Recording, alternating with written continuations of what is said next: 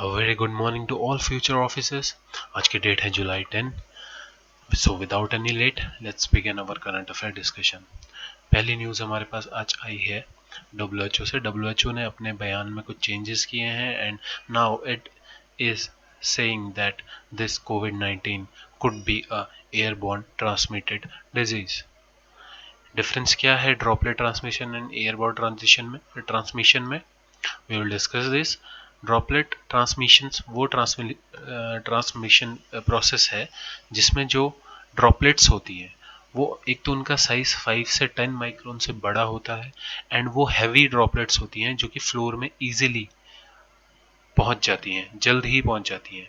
ये कैसे होती हैं? When a person with in 1 metre of the इन्फेक्टर, जब कोई कफ करता है, स्नीज करता है या माउथ से कुछ एक्सपोजिंग होती है तो माउथ नोज से वो चीज़ ड्रॉपलेट्स बाहर आती हैं, रेस्पिरेटरी ड्रॉपलेट्स, एंड वो 1 मीटर की रेंज तक ट्रेवल कर सकती हैं एंड देन वो फ्लोर पे फॉल करती हैं because of their weight, heavy droplets होती है। बट एयरबोर्न ट्रांसमिशन ऐसा नहीं होता है।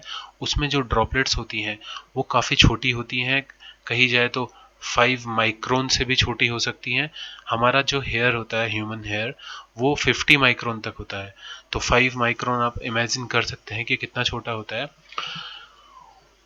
वो जब हवा में रहेगा तो वो काफ़ी टाइम तक सस्टेन करेगा बिकॉज उसके अपना कुछ ज़्यादा वेट नहीं है और वो ट्रेवल कर सकता है एयर में काफ़ी लॉन्ग पीरियड के लिए।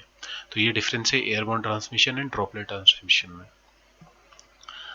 नेक्स्ट न्यूज़ हमारे पास महाराष्ट्र से आई है। एसआरए जो प्रोजेक्ट्स हैं, एसआरए क्या प्रोजेक्ट है? Slum rehabilitation authority, SRA. इनके जो प्रोजेक्ट चलते हैं महाराष्ट्र सरकार के अंदर, महाराष्ट्र स्टेट में, ये लोग जो वहाँ पे स्लम एरियाज़ हैं उनको डेवलप करके उनके स्लम पीपल्स को हेल्प करते हैं और ये लोग लेते हैं हेल्प बिल्डर्स की। तो उसमें अभी जैसे कोविड-19 की प्रॉब्लम चल रही है और महाराष्ट्र में तो काफ़ी ज़्यादा है, तो वहाँ पे सरकार ने एक relief fund, stress relief fund में अमाउंट दी है 700 करोड़ टू 1000 करोड़, जिसमें कि बिल्डर्स को भी हेल्प होगी वहाँ पे दोबारा से कंस्ट्रक्शन करने में और स्लम के एरियाज़ में रिहैबिलिट करने के लिए और वहाँ पे कंस्ट्रक्शन का काम भी स्टार्ट करने के लिए उनके लैंड पे। तो ये एक काफ़ी अच्छी पहल है और स्लम्स को भी वहाँ पे काफ़ी इस चीज़ से फ़ायदा होता है। तो हमें ये चीज़ याद रखनी है, जो एसआरए प्रोजेक्ट है या फिर स्लम रिहैबिलिटेशन अथॉरिटी है, ये महाराष्ट्र गवर्नमेंट ने लॉन्च करी थी। हमें बस इतना ही इंपॉर्टेंट चीज़ याद रखनी है इसमें। नेक्स्ट न्यूज़ एक पीएम केयर फंड से है। अभी PM care fund and NDRF ये दो अलग चीज़ें हैं, ऐसा गवर्नमेंट कहती है।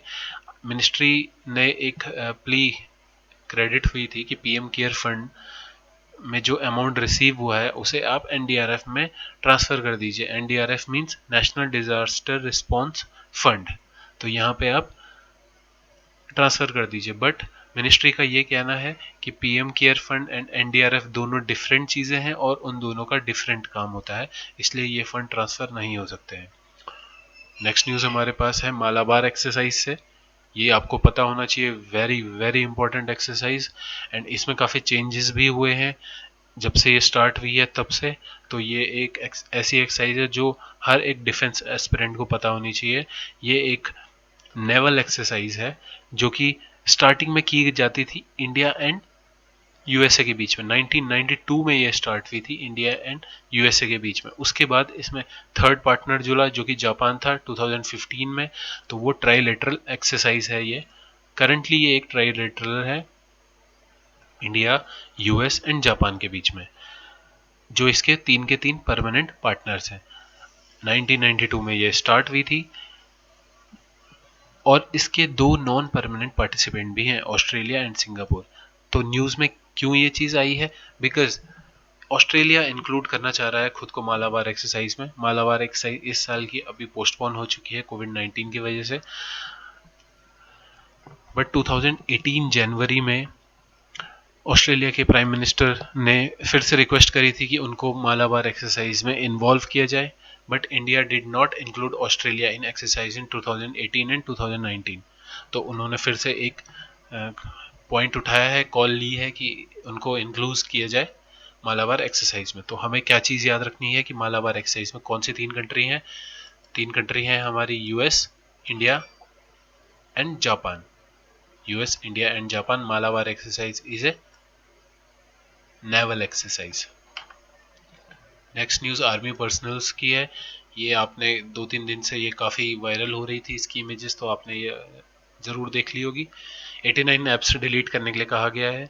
फेसबुक, इंस्टाग्राम एंड कुछ डेटिंग ऐप्स है, कैम स्कैनर जैसी ऐप्स हैं, तो 89 काफ़ी ऐप्स उसमें इंक्लूड हो जाती हैं।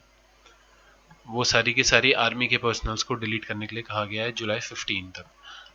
तो इसमें से सिर्फ हमारे पास इंपॉर्टेंट न्यूज़ एक्सरसाइज मालाबार से रिलेटेड ही बनती है। एक और इंटरेस्टिंग सी न्यूज़ है तो हमने इंक्लूड कर दी।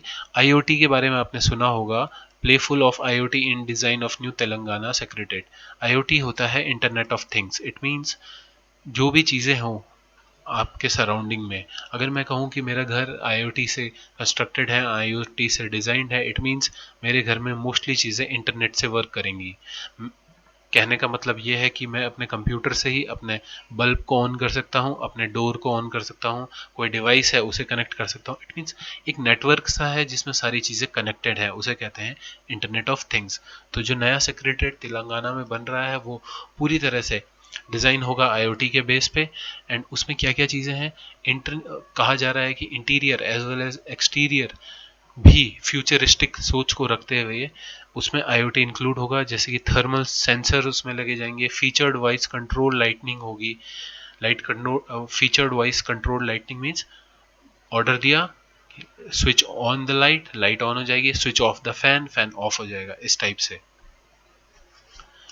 तो ये काफ़ी एक इनोवेटिव चीज़ है, एक अच्छी है फॉर फ्यूचर के लिए। वायरस प्रूफ एक कॉम्प्लेक्स बनाने की इसे प्रिपरेशन की जा रही है। नेक्स्ट न्यूज़ हमारे पास आई है नेपाल से। नेपाल ने ब्लैक लिस्ट किया है, बैन किया है इंडियन न्यूज़ चैनल को। सिर्फ एक चैनल को उन्होंने छोड़ा है, दूरदर्शन, बाकी उन्होंने सारे चैनल बंद किए हैं इंडिया के। और उनका ये कहना है कि कोई भी चैनल, चाहे डोमेस्टिक हो चाहे फॉरेनर हो, जो भी गवर्नमेंट के खिलाफ या गवर्नमेंट के किसी पर्सन के ऊपर, नेपाली सिटीजन के ऊपर कुछ भी आपत्तिजनक टिप्पणी करेगा, वो चैनल हम प्रकाशित नहीं होने देंगे। तो याद रखना है कि दूरदर्शन को इसमें बार्ड किया गया था, दूरदर्शन को इसमें छोड़ दिया गया था, बाकी सारे चैनल ब्लॉक कर दिए गए हैं।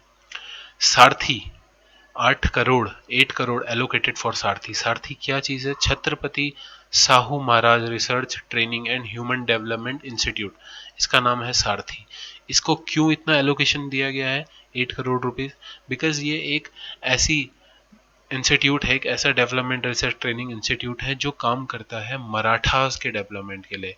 It works for training for social, economic and education development of Marathas. सारथी है एंड एक अन्ना साहेब पाटिल आर्थिक मंगास विकास महामंडल है। ये दोनों बेटरमेंट काम करते हैं मराठा कम्युनिटी के। तो सारथी इंपॉर्टेंट है, न्यूज में आया है, 8 करोड़ रुपीज एलोकेट हुए हैं। हमें ये याद रखना है कि सारथी is for education development of Marathas, for development of Marathas. Next news ये इंडिया यूएई से कल भी आई थी, सेटलमेंट फाइनली हो गया है। इंडिया से और यूएई के बीच में जो एग्रीमेंट थे कि फ्लाइट्स एक वीक में कितनी ट्रैवल करेंगी, उस चीज़ से ये रिलेटेड कल न्यूज़ हमने कवर करी थी। और अभी तक क्या हो रहा था, वंदे भारत जो मिशन था जिसमें फ्लाइट्स ऑपरेट कर रही थी एयर इंडिया, और इंडियंस जो पेंडेमिक की वजह से अदर कंट्रीज में फंसे हुए थे उनको इंडिया लेके आ रही थी, तो यूएई से भी लाया जा रहा था। बट यूएई की फ्लाइट को इंडिया नहीं लैंड करने दिया जा रहा था, इंडिया का कोई पर्सन बाहर नहीं जाने दिया जा रहा था, फ्लाइट ही नहीं लैंड करने दी जा रही थी। तो यूएई ने उस चीज़ पे कहा था कि हमारा जो एग्रीमेंट है हम दोनों के बीच का, इंडिया एंड यूएई के बीच का, जिसमें कि फ्लाइट्स को पास करने की अनुमति है, 1068 फ्लाइट्स एक वीक में पास कर सकती हैं इंडिया एंड यूएई के बीच में, तो हमको भी लैंड करने की परमिशन दी जाए। तो अब वो चीज़ हो गई है, अब यूएई की फ्लाइटें इंडिया लैंड कर सकती हैं। नेक्स्ट न्यूज़ हमारे पास राजनाथ सिंह जी से रिलेटेड है। राजनाथ सिंह जी ने इनॉग्रेट किया है 6 ब्रिजेस को, एंड ये ब्रिजेस किसने बनाए हैं? बीआरओ ने बनाए हैं जम्मू कश्मीर में। मैं आपको एक बार ब्रिजेस दिखा दूं, ये रहे वो 6 ब्रिजेस, और ये हमारे लिए एक उपलब्धि की बात है इंडिया की। तो congratulations for all Indian citizens. ये 6 ब्रिजेस बहुत इंपॉर्टेंट हैं हमारे सिक्योरिटी के व्यू से, हमारी नेशनल सिक्योरिटी एंड हमारी आर्मी के व्यू से बहुत इंपॉर्टेंट है। बीआरओ का प्रोजेक्ट इसमें इंपॉर्टेंट है, कौन सा प्रोजेक्ट के तहत ये बने हैं, तो प्रोजेक्ट का नाम याद रखना है, प्रोजेक्ट संपर्क। प्रोजेक्ट संपर्क किसका है, बीआरओ का, तो ये चीज आप याद रख लीजिए, इंपॉर्टेंट है। एक ज्वाइंट वेंचर हुआ है, इकोनॉमिक से रिलेटेड है, बैंक में काफी इस टाइप के क्वेश्चन पूछे जाते हैं, तो इसको हम देख लेते हैं। ज्वाइंट वेंचर हुआ है Jio and BP, Jio and Bharat Petroleum के साथ में एक ज्वाइंट वेंचर हुआ है 2019 में। भारत पेट्रोलियम ने रिलायंस इंडिया लिमिटेड 1 बिलियन के 49% शेयर खरीदे थे फ्यूल रिटेलिंग में, तो अब उन दोनों का ज्वाइंट वेंचर हुआ है, उस ब्रांड नेम है Jio BP. Jio BP is a brand name, and जो कंपनी हुई है ज्वाइंट वेंचर के बाद, उसका नाम है Reliance BP Mobility Limited, that is RBML. तो हमें बस इतना याद रखना है कि जियो और बीपी के बीच में ज्वाइंट वेंचर हुआ है और वो रिलेटेड है फ्यूल से, फ्यूल इंडस्ट्री से। नेक्स्ट न्यूज, एक स्टैक खरीदने की है, फ्लिपकार्ट ने 260 करोड़ के स्टैक खरीदे हैं अरविंद आर्म्स के। अरविंद आर्म्स की कौन सी के, अरविंद यूथ ब्रांड्स की। और अरविंद यूथ ब्रांड किसकी है, अरविंद फैशन लिमिटेड की एक सब्सिडरी है, तो उसके 260 करोड़ के स्टैक्स फ्लिपकार्ट ने खरीदे हैं। मास्टर कार्ड इन्वेस्ट कर रहा है 250 करोड़ इंडिया में एसएमईज में। एक बार दोबारा देख लेते हैं, आरआईएल एंड बीपी का ज्वाइंट वेंचर हुआ है जिसका ब्रांड नेम है जियो बीपी, बस इतना भी याद रख लीजिए तो काफी होगा। फ्लिपकार्ट ने बाई किया है Arvind fashion limited, Arvind youth brands को, कुछ स्टैक्स बाई किए हैं। And Mastercard invest, this is invest not insist, invest कर रहा है 250 crore to help Indian small and medium enterprises. एक चेंज हुआ है, कॉग्निजेंट के जो चीफ एमडी एंड चेयरमैन थे उन्होंने रिजाइन कर रहे हैं, वो छोड़ रहे हैं अपनी पोस्ट को, और 23 साल की उनकी सर्विस हो गई है। तो हमें इनका नाम याद रखना है कि इनका नाम क्या है, इनका नाम है राम कुमार रामामूर्ति। ये चेयरमैन एंड मैनेजिंग डायरेक्टर अभी तो करंटली है कॉग्निजेंट के। अगर हम बात करें कि कॉग्निजेंट के सीईओ कौन है, तो सीईओ है ब्रायन हम्फ्रेस, सॉरी अगर मिस प्रोनाउंसिएशन हुआ है, तो नेम है इनका ब्रेन हम्फ्रेस।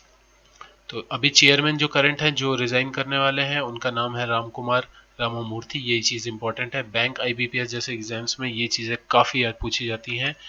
सीमेंस गैम्सा एक सीमेंस की ही कंपनी है, एंड सीमेंस आपको पता है काफी बड़ी ब्रांड है जो कि इंडस्ट्रियल और मैन्युफैक्चरिंग काफी जगह उसका हाथ है, तो वो नेक्स्ट जनरेशन के विंड टरबाइन बना रही है, ये चीज इंपॉर्टेंट है।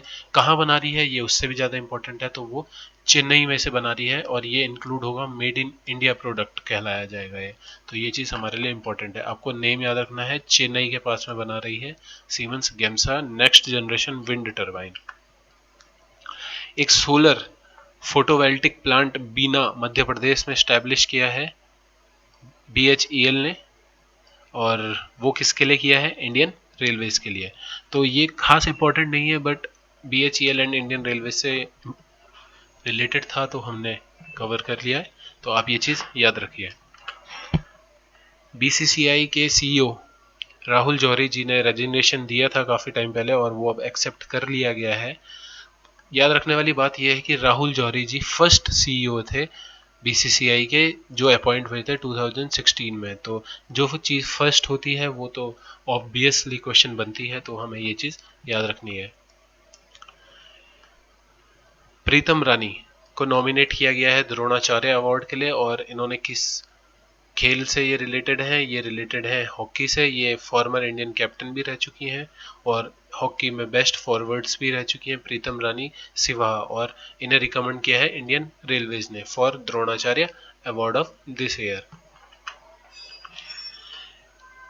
सोफिया डिवाइन अब है full time captain New Zealand women's cricket team की। तो ये स्पोर्ट्स से रिलेटेड तो आप वन लाइनर याद कर लीजिए, इनको आप लिख सकते हैं, लिख लीजिए, अदरवाइज पीडीएफ को आपको टेलीग्राम चैनल से मिल जाती है, आप वहां से पेज का स्क्रीनशॉट क्लिक करके अपने पास रख सकते हैं।